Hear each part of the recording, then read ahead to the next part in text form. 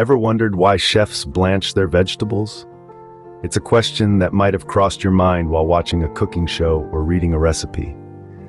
Today, we're diving into the art of blanching, a culinary technique that's a staple in professional kitchens and home cooking alike. Blanching is a two-step process. It starts with briefly cooking food in boiling water, then quickly plunging it into an ice bath to halt the cooking process. But why go through this process? Well, blanching serves several key purposes. First, it's a method of preservation. Blanching deactivates enzymes that cause fruits and vegetables to spoil, helping to preserve their color, texture, and flavor. Second, it's a preparation tool. Ever struggled to peel a tomato or remove the skin from an almond? Blanching can make this process a breeze. Finally, it's a method of pre-cooking. If you're making a dish that requires multiple ingredients to be cooked for different lengths of time, blanching can help level the playing field by partially cooking certain components.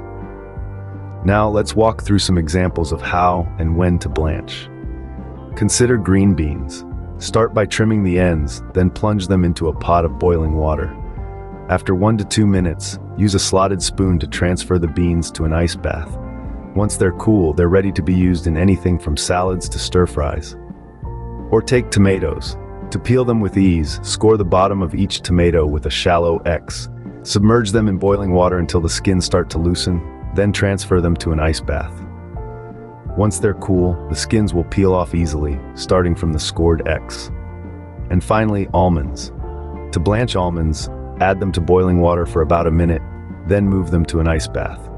Once they're cooled and dried, the skins will slip right off. In essence, blanching is a versatile cooking technique that can significantly enhance the quality and preparation of various foods. From preserving the vibrant colors of vegetables to making almonds easier to peel, mastering the art of blanching can open up a new world of culinary possibilities. So next time you find yourself in the kitchen, why not give it a try?